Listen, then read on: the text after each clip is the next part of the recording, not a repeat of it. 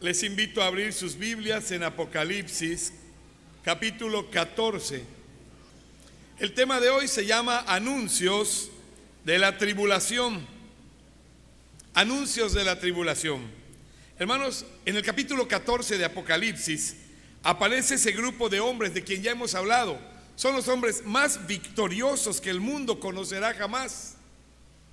Ellos van a salir del peor holocausto en la historia, que se llama la tribulación.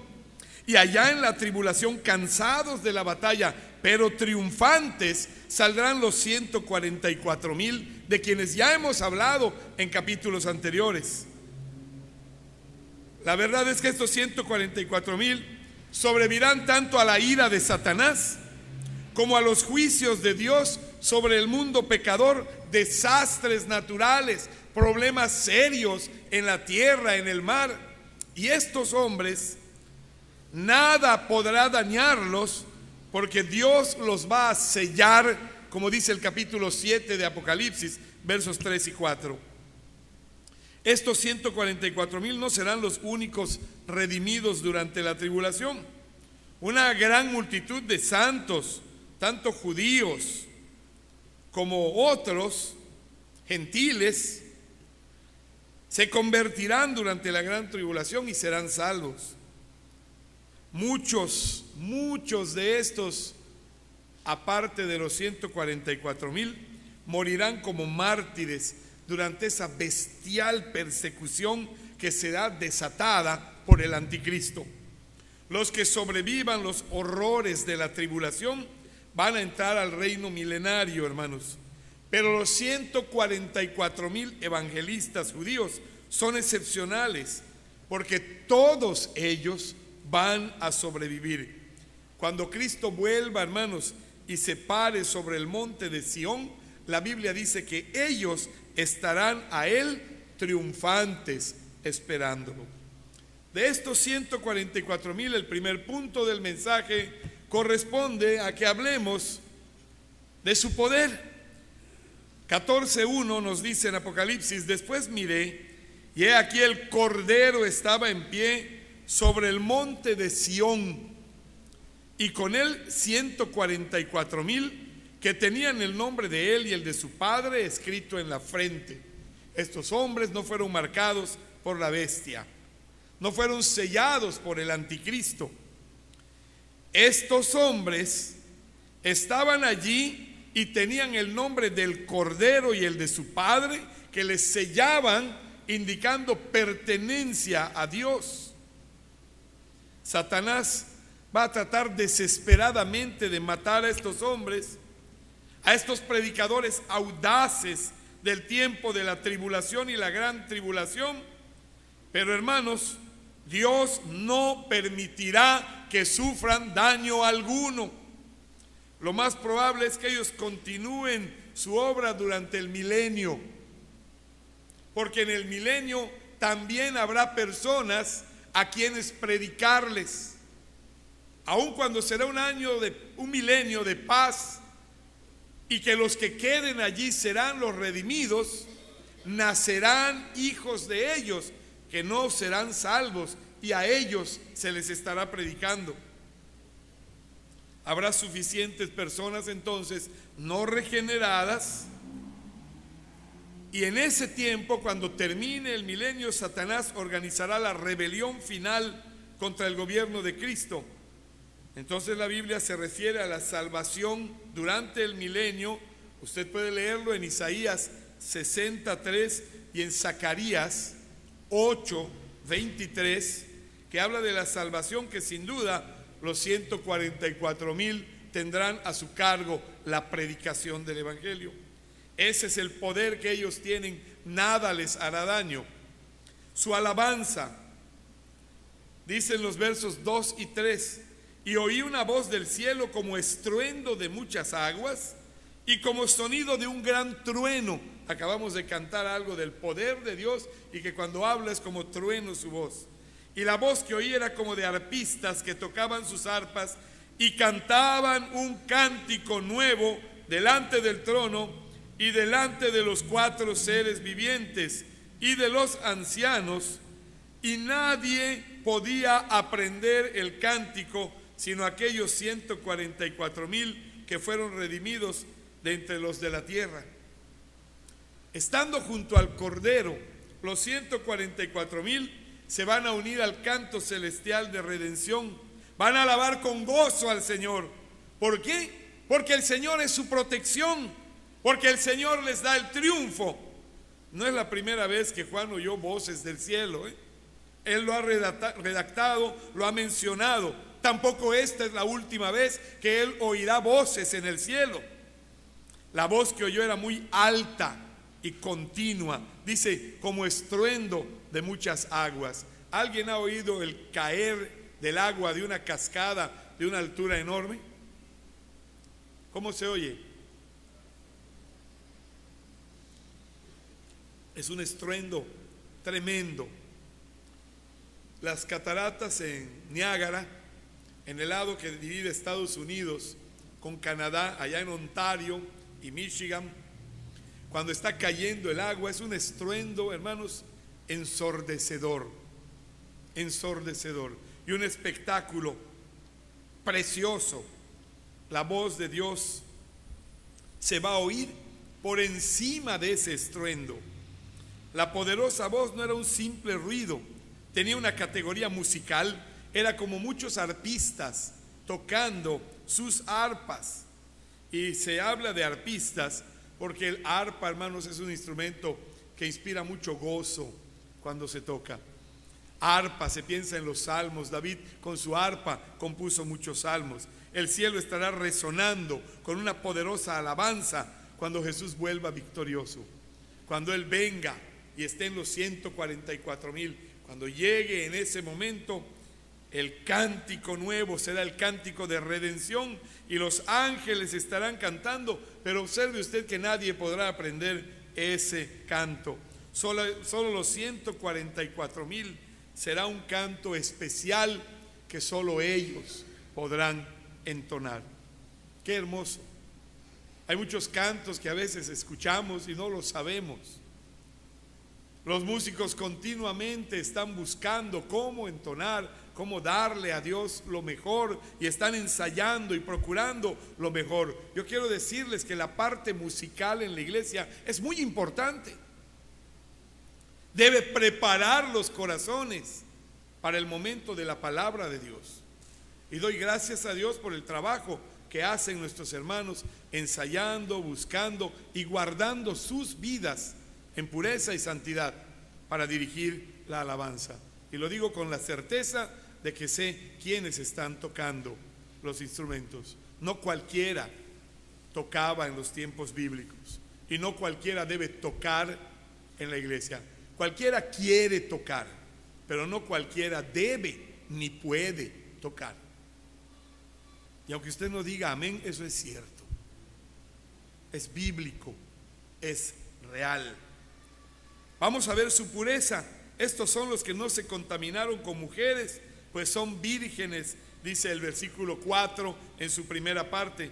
La adoración del anticristo durante la tribulación, hermanos, va a ser vil, perversa, terrible. En medio de la oscuridad, los 144,000 van a resplandecer como faros de pureza, de santidad. A pesar del desenfrenado pecado sexual que los rodea, ellos no se contaminaron con mujeres, sino que se mantuvieron puros. El que el pecado sexual sea el que se menciona específicamente, el que evitaran mujeres, se está refiriendo a pureza sexual, no aislamiento del sistema corrupto del mundo, porque tampoco se trataba de ermitaños. Lo que quiere decir, hermanos, es que estarían alejados del pecado de su cultura. Hoy la cultura promueve terriblemente el pecado de la homosexualidad. Óigalo bien, la homosexualidad en sí no es una preferencia sexual, es un pecado. Y no le agrada esto a la gente cuando se dice. Se corre riesgo al decirlo hoy en día, porque las autoridades dicen que debe haber libertad de preferencia sexual. Usted puede escoger su helado, usted puede escoger su comida, pero su sexualidad Dios se la ha dado. No es negociable. Varón y hembra los creó. ¿Que no le gusta a usted esto? No se trata de que le guste, se trata de aceptar la realidad de Dios. Vamos a ver su lealtad. Estos son los que siguen al Cordero por donde quiera que va. Mire qué hermoso. Seguir a Cristo no es hacer lo que usted quiere. ¿Cuántos estuvieron en el segundo culto en la mañana? Gracias. Usted sabe cómo terminó. Usted sabe que no fue sencillo. Usted sabe que fue muy duro. La palabra de Dios es dura. No le agrada a muchos. Pero nunca la palabra de Dios fue para agradar al hombre, sino que es para agradar a Dios. Los 144,000 son descritos como los que siguen al Cordero por donde quiera que va.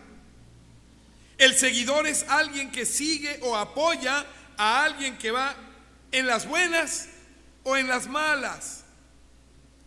Los 144,000 victoriosos van a ser leales al Cordero, cueste lo que cueste. Son los seguidores leales y fieles que Jesucristo está buscando. Allá en Mateo 16:24 dice: si alguno quiere venir en pos de mí, niéguese a sí mismo y tome su cruz y sígame. No es fácil. A la gente le gusta hacer lo que ellos quieren. Es más, note cómo aún en el ministerio la gente habla de mi ministerio. Déjeme decirle algo: nadie tiene su ministerio. El ministerio es de Dios y Él nos permite unirnos a Él y trabajar en la obra de Dios. Cuidado, usted no tiene ningún ministerio. El dueño de todo es Dios. Cuando usted habla de mi ministerio, la gloria es para usted, pero el ministerio es de Dios y Él nos da el permiso de unirnos a Él y le seguimos, hermanos, pero las reglas las pone Él, no nosotros. Y allí es cuando la gente dice: yo quiero servir a Dios, pero como Frank Sinatra, ¿verdad? A mi manera. Esa canción, A mi manera, si usted la oye en inglés, es muy diferente a como la cantan en español. Tiene su sentido. Y la letra dice muchas cosas que no lograron plasmarla en español, pero Frank Sinatra hacía lo que quería y estaba contento porque vivió a su manera. ¿Y cuántos cristianos viven su ministerio a su manera, haciendo lo que ellos creen y porque se sienten bien, y no están haciendo lo que Dios quiere? Déjeme decirle algo y esto le va a asustar. ¿Cuántas veces vienen equipos de fuera y lo único que hacen es estorbarnos el trabajo de la predicación del Evangelio? Estoy hablando de equipos que vienen a sus escuelas bíblicas y que tenemos más trabajo en atenderlos a ellos que en predicar el Evangelio. Si se hiciera con los equipos que están acá, con ustedes, primero, que hablan el idioma, segundo, que conocen la cultura, tercero, que están morenitos como los que somos de acá, sale mejor. Y no hay que cuidarle de que se enferme usted. Nunca olvido al grupo aquel que llegó y se nos enfermaron todos y andábamos en hospitales con todos, y el pobre doctor Heredia no se daba abasto. Terminó la campaña evangelística cuidando y salvando la enfermedad de los que vinieron a tocar aquel conjunto, ¿se acuerdan? De gente enorme de tamaño. Pero uno se comió 15 salbutes de canacín y obviamente Moctezuma no perdona. Nos pasamos todo el tiempo, queridos hermanos, atendiendo para que no se murieran aquí, porque no había ataúdes de su tamaño. Y esto es real, hermanos. Si el pueblo yucateco, si las iglesias de Yucatán nos moviéramos a predicar, haríamos el ministerio de Dios, hermanos, como se sabe hacer, y cuesta barato. Usted come charritos con chile y queso Daisy y se llena. Y lo puede hacer en el campo. Y usted no se enferma. Es el ministerio de Dios. Veamos su propósito de los 144,000. Estos fueron redimidos de entre los hombres como primicias para Dios y para el Cordero. Es el 4, tercera parte. Estos fueron redimidos de entre los hombres. ¿De dónde salieron? Estamos viendo de dónde salieron. Eran primicias para Dios. Estos hombres fueron redimidos, hermanos, comprados con un propósito especial. En el Antiguo Testamento las primicias se ofrecían a Dios para el uso en su servicio. Estos 144,000 eran la ofrenda de los primeros frutos apartados para el servicio de Dios. El propósito de sus vidas era servir al Señor y predicar el Evangelio a un mundo perdido. Nunca olvido lo que me contaba mi pastor cuando empezaron a predicar en Tixcocop. Hoy Tixcocop lo ve usted bien y la gente le recibe. Pero cuando ellos llegaban a predicar allá por 1962, 64, les ponían un letrero y una soga en el camino colgando: si usted pasa de este lugar, no respondemos por su vida. Así les amenazaban en Tixcocop. Y no vaya lejos, en Sajén nos dijeron: mejor retírense con machetes en la mano y dejen de construir el templo, porque si no, no sabemos qué vaya a pasar. Pero acá en la tribulación va a estar la cosa 1000 veces peor. 1000 veces peor. Y dije poco. Veamos su precisión. Número 6, ahí lo tiene en su hojita, su precisión. Y en sus bocas no fue hallada mentira. En sus bocas no fue hallada mentira. Es el 5, primera parte. Los 144,000 no propagarán las mentiras de Satanás. Ellos dirán la verdad de Dios, y la verdad no peca, pero incomoda. ¿A quién incomoda? Al que anda mal. Al que anda mal no le gusta que le digan la verdad. ¿A quién le gusta que le digan eres un adúltero, aunque esté en adulterio? Cuando alguien se aleja de la iglesia, que dice: no quiero ver a nadie, que nadie me diga nada. Claro, no quieren oír la verdad de que andan mal. Estos 144,000 serán precisos, se caracterizarán por seguir la verdad en amor. Ellos sabrán la vital importancia de usar bien la palabra de verdad. Serán obreros aprobados, procurarán con diligencia presentarse a Dios, aprobados como obreros que no tienen de qué avergonzarse. Esa es la precisión de estos 144,000. Veamos su perfección. ¿Qué dice la segunda parte del versículo 5? Son, ¿cómo? Sin mancha delante del trono de Dios, debido a que confiarán en el poder de Dios y llevarán vidas caracterizadas por la pureza. Estos 144,000 serán sin mancha. Yo no sé qué experiencias haya vivido usted. Yo no sé qué problemas haya pasado en su vida. Usted y yo tenemos la responsabilidad de conservarnos puros delante de Dios, y lo dice 1 de Timoteo al final del capítulo 5:22. Consérvate puro, mantente en el camino de integridad. Y sabe una cosa, no es que sean sin pecado, pero estarán más allá de cualquier reprensión estos 144,000, viviendo de tal manera que su santidad será vista por todos y se manifestará ante todos. Puede virar su hojita y vamos a ver ahora.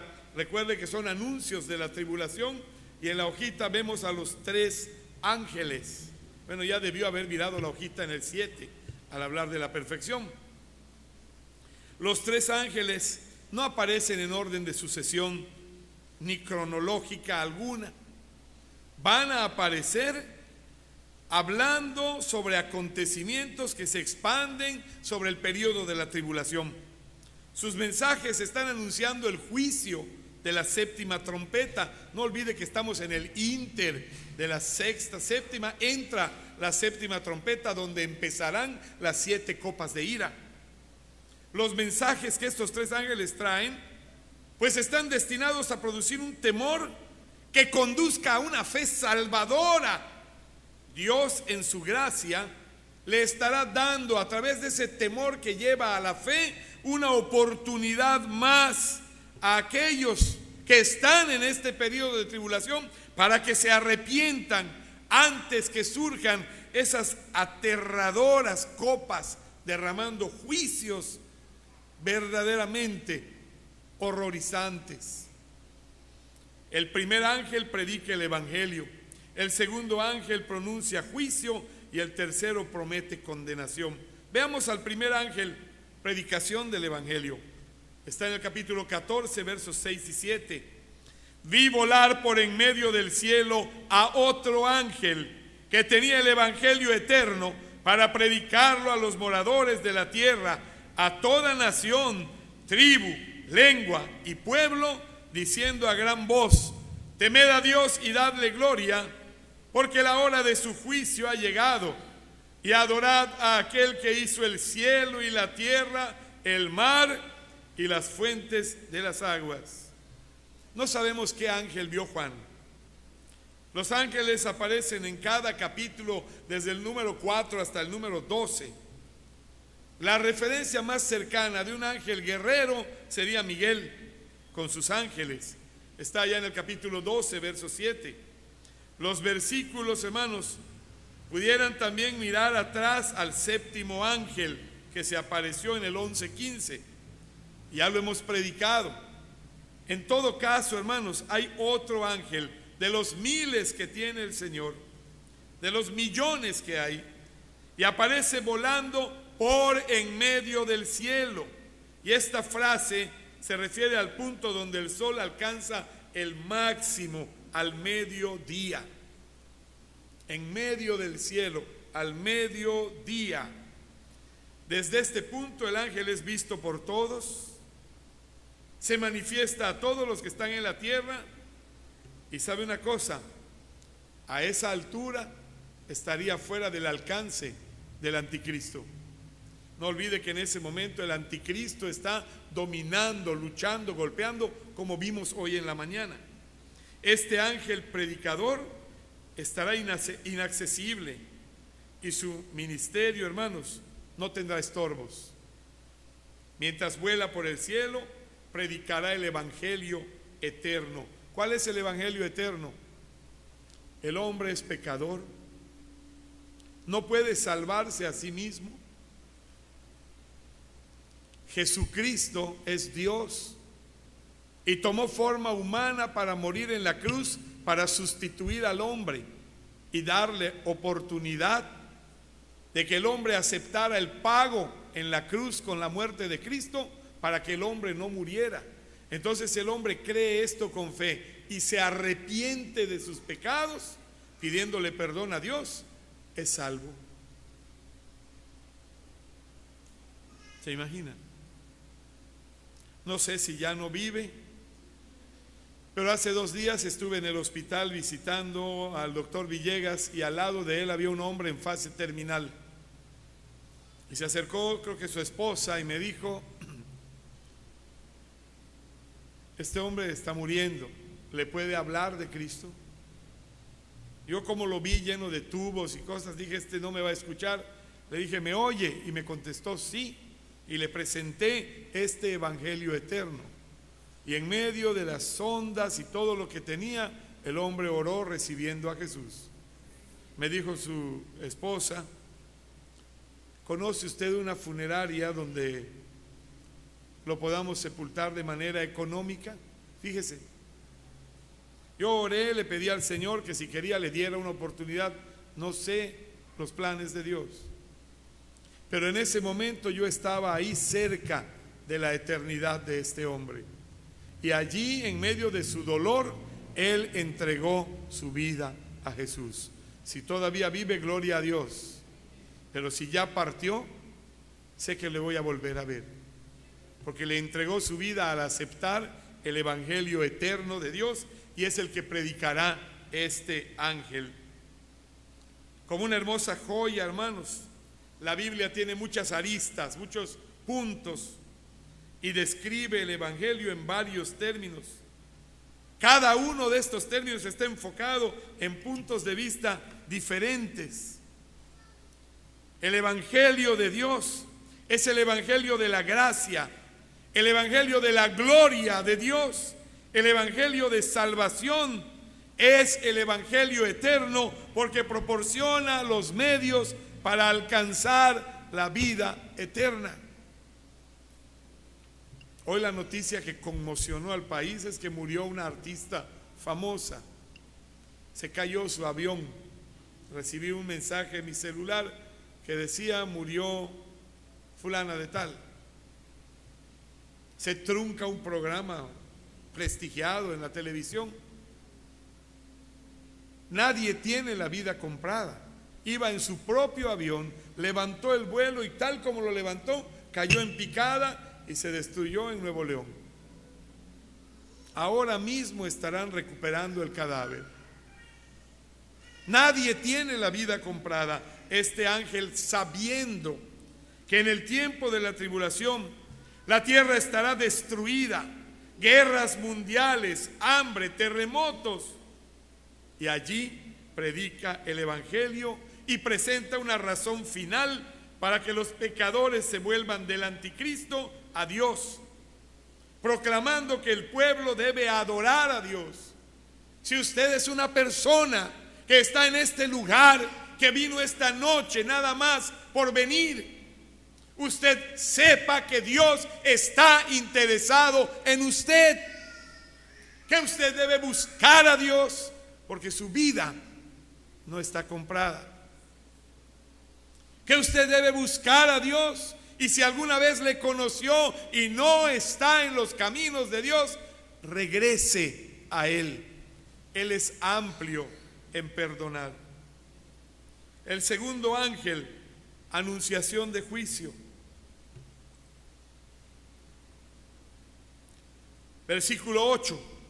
Otro ángel le siguió diciendo: ha caído Babilonia, la gran ciudad, porque ha hecho beber a todas las naciones del vino del furor de su fornicación. A diferencia del primer ángel, este segundo no predica las buenas nuevas del evangelio, pronuncia malas noticias de juicio.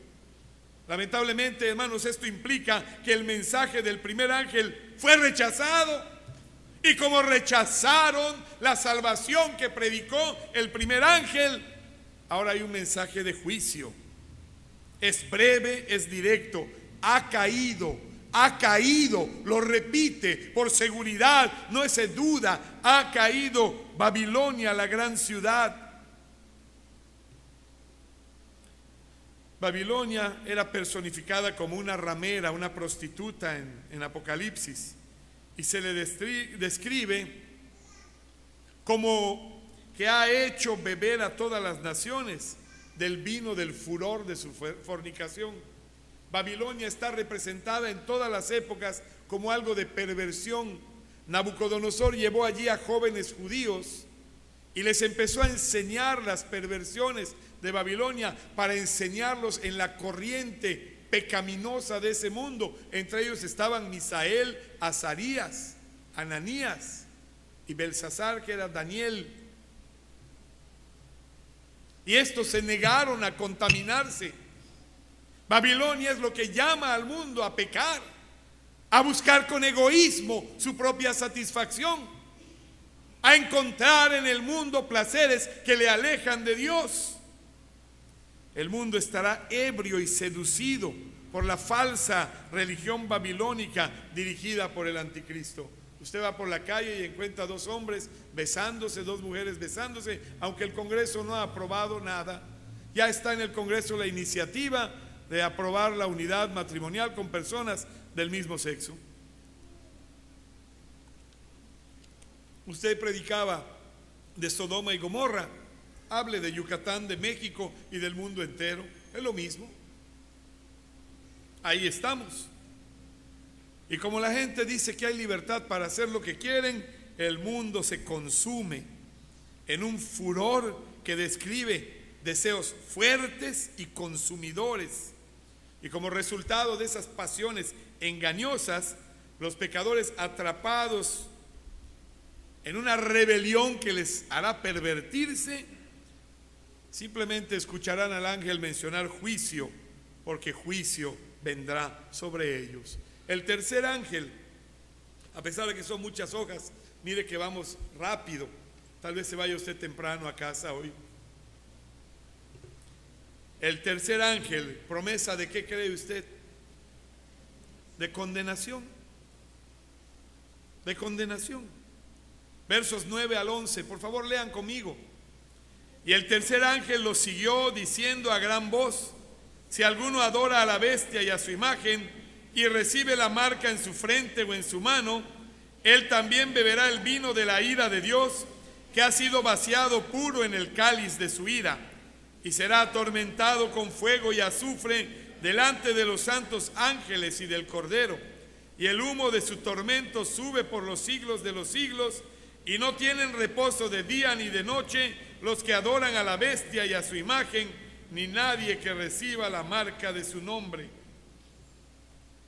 Es una secuencia lógica de aparición de los ángeles. Te predico, no te conviertes, viene el juicio. Resultado del juicio, condenación. Hay orden, hay secuencia lógica.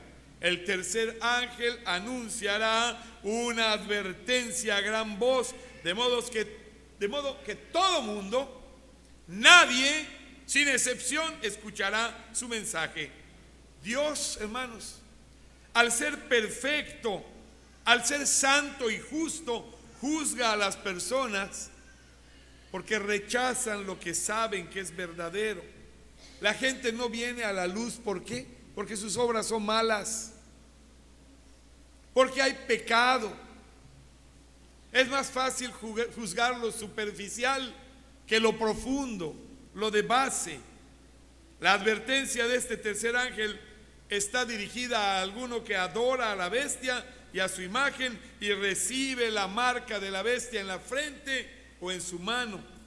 Terrible cosa le espera a los que persistan en adorar al anticristo, engañados por el falso profeta durante el tiempo de la tribulación. Es aterradora la situación para las personas que beban el vino de la ira de Dios. Serán atormentados, dice, con fuego y azufre. Y la palabra atormentada se refiere, hermanos, a sufrir de una manera incesante e insoportable dolor. No terminará, es eterno. Hermanos, si la palabra de Dios lo dice, hay que creerlo. Viene serio. El tercer ángel termina su mensaje declarando que el humo de su tormento sube por los siglos de los siglos y no tienen reposo de día ni de noche. ¿Cuánto espera que dure este sufrimiento? Es la eternidad. Fue preparado para Satanás y sus demonios. Pero ¿qué dice la Biblia? Los hombres amaron más las tinieblas que la luz, porque sus obras eran malas. ¿No se ha preguntado por qué la gente, por tendencia, busca lo malo? Sabiendo la verdad, no van por la verdad. Sabiendo lo bueno, no lo hacen. ¿Qué resultado les espera? Vamos al tercer punto. Creo que ya puede pasar usted. El tercero, los santos de Dios. Sigue en la misma página. Son 4 puntitos.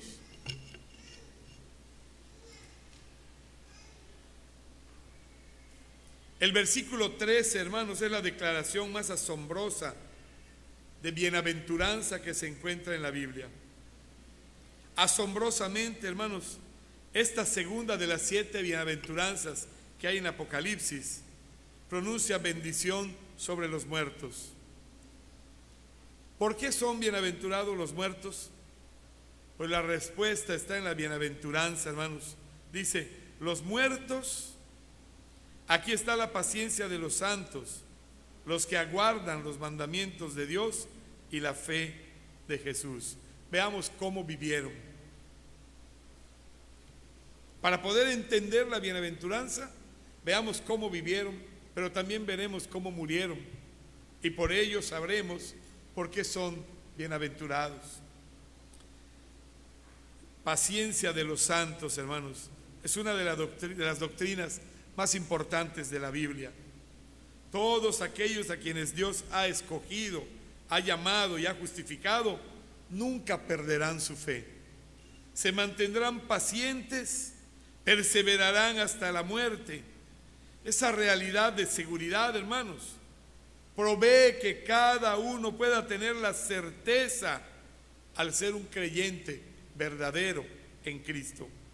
Las muertes de los creyentes son benditas. Estimada es a los ojos de Dios la muerte de sus hijos. Los creyentes de la tribulación van a sufrir la más intensa persecución en la historia humana. Vivirán perseguidos, vivirán asediados.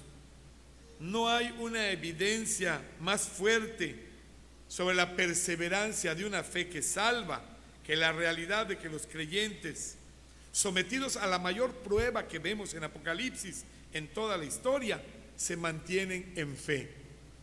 Sé fiel hasta la muerte. Sé fiel aunque tengas que morir, y yo te daré la corona de la vida.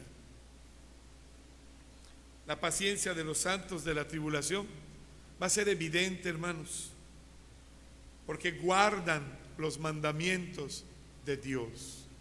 Aquí déjeme decirle algo: no hay obra misionera fuera de la iglesia. Hoy usted ve que cualquiera levanta su obra y su iglesia y se para en una esquina y toca unas maracas y una guitarra y se reúnen 20 y hacen una iglesita. Ese no es el método de Dios. El método de Dios es la iglesia plantando iglesias. Así es, así ha sido, así se ve en la Biblia, así se ve en los hechos. No es que se animó el hermano Aarón Bermejo y salió y plantó su iglesia. El método es la iglesia multiplicándose.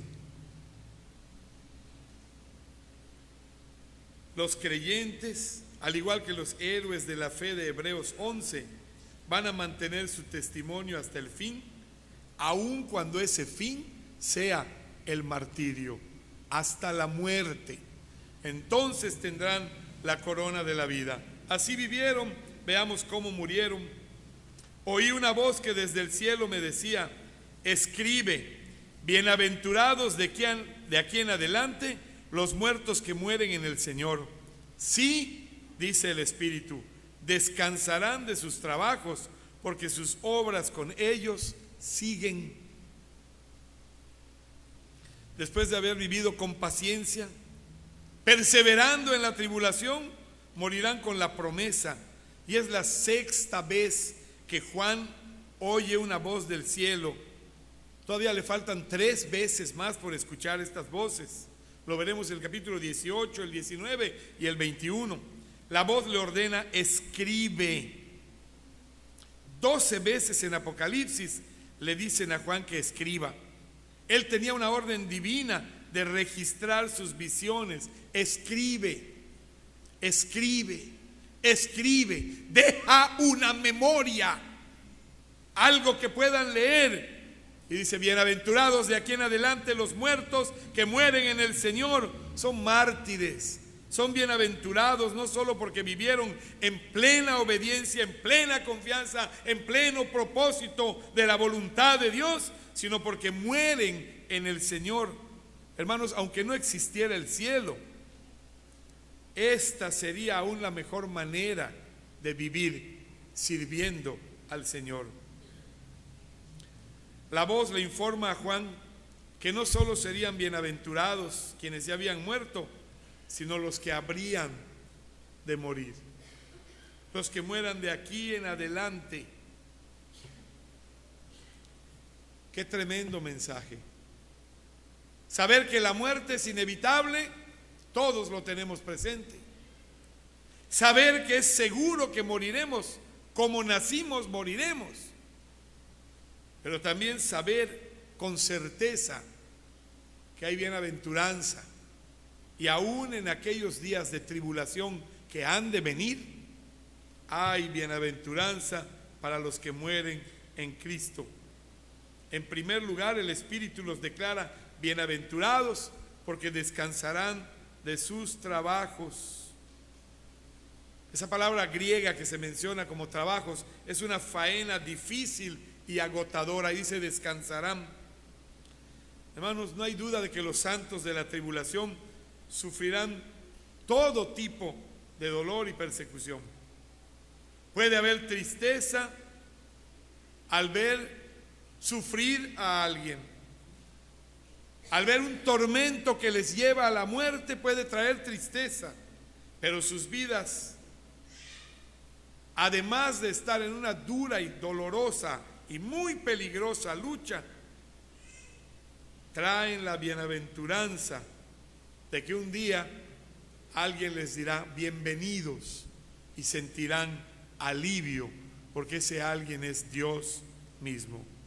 Pero también el Espíritu Santo dice que estos mártires, hermanos, son bienaventurados porque sus obras siguen con ellos, no cesan. Estas obras se refiere a su servicio al Señor.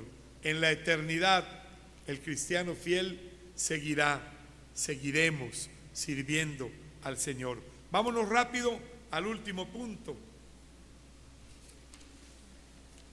La siega. Usted tiene su hojita, aquí la ando siguiendo también. La primera parte se refiere a la cosecha del grano. El profeta Joel, el profeta Isaías y el Señor Jesús hablaron de una futura cosecha de ira divina. Cuando el Mesías ejecute el juicio final, habrá ira y habrá cosecha de ira. Este último mandamiento, que trae consigo el derramamiento de la furia condenatoria del Cordero de Dios, hermanos, es el tema de Apocalipsis 14 al final, desde el 14 hasta el 16. Veamos quién será el segador cuando se coseche el grano. Verso 14, miré aquí una nube blanca, y sobre la nube uno sentado semejante al Hijo del Hombre, que tenía en la cabeza una corona de oro y en la mano una hoz aguda. ¿Sabe qué significa esta corona? Tiene una corona de oro. Ha vencido, efectivamente. ¿Y sabe por qué? Porque las diademas son símbolo del rey. Cuando ve usted la palabra diadema, es algo, la corona que tiene, la recibió por ser rey. Pero cuando ve una corona de oro, es el premio porque habrá vencido en el juicio final. Es el Señor Jesucristo que viene a establecer su reino en cumplimiento de la profecía de Daniel. La brillante nube blanca no es otra cosa más que su gloria y su majestad. El segador está sentado mientras espera el momento apropiado para ponerse de pie y comenzar a segar, a cortar. Vienen los 7 juicios de las 7 copas de la ira de Dios. Noten que se le describe como semejante al Hijo del Hombre. Y esta es una frase que viene de Daniel 7:13. Es el título predilecto de Cristo durante su ministerio en la tierra. ¿Sí? El Hijo del Hombre. Parece que aquí es la última vez que se le menciona así. Es la última vez. El segador tenía en la cabeza esa corona de oro. Vencedor. Tenía una hoz aguda y era una hoja de acero larga, curvada. Si las conoce, así como una curva, para cortar, para cosechar el grano. Esto, hermanos, es el Señor Jesucristo en esta descripción, segando a sus enemigos, cortándolos como se corta el grano. La madurez es el segundo punto. Y del templo salió otro ángel clamando a gran voz al que estaba sentado sobre la nube: mete tu hoz y ciega, porque la hora de cegar ha llegado, pues la mies de la tierra está madura. Este cuarto ángel que se menciona, hermanos, ánimo, ya vamos terminando, entrega el mensaje de Dios. corta, ciega, cosecha, está madura, pero la palabra madura, ¿sabe qué significa? Está seca, está marchita, córtala. Y cortará el segador, que es Jesucristo, este grano que ya no sirve para nada, que hay que terminarlo para quemarlo. Punto 3, la siega. Y el que estaba sentado sobre la nube metió su hoz en la tierra y la tierra fue segada. Hermanos, trágico. Una declaración solemne en toda la Biblia, sin adornos. Está anunciando la ejecución del juicio divino. Todos los detalles los veremos en el capítulo 16, cuando las 7 copas de ira empiecen a cegar la tierra. Segundo punto de la siega. Veamos ahora la cosecha de la uva. Y este es el punto final. A la visión de la cosecha del grano que ya mencioné, aparece ahora la cosecha de la uva y habla del juicio que tiene lugar en la batalla de Armagedón. Veamos al segador. Salió otro ángel que está en el cielo, teniendo también una hoz aguda. Y esta visión, hermanos, ya no es el Hijo del Hombre, ahora es un ángel, el quinto ángel mencionado en el capítulo 14. Y este ángel, no es sorprendente que se describa como el segador. El Hijo del Hombre estará asistido, hermanos, por ángeles en su juicio final. Y viene este a terminar con todo. Ahora veamos la madurez. Y salió del altar otro ángel que tenía poder sobre el fuego y llamó a gran voz al que tenía la hoz aguda, al ángel, diciendo: mete tu hoz aguda y vendimia los racimos de la tierra, porque sus uvas están maduras. Hermanos, este ángel no sale del trono de Dios, sale del altar que está asociado al incienso, a las oraciones de los santos. ¿Se acuerda usted que la oración era ¿hasta cuándo, Señor? ¿Hasta cuándo? Pues aquí este ángel es la respuesta a las oraciones, porque los malvados van a ser cortados finalmente. Es la respuesta a la oración. La palabra maduras no es la misma palabra que se usó para cosechar el grano. Esta palabra se refiere a algo madurito, totalmente maduro y en su momento culminante para ser cosechado.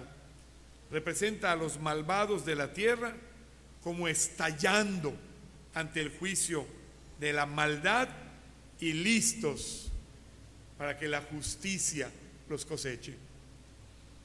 La justicia llegando. Y la siega es el punto final, hermanos. Es el punto final.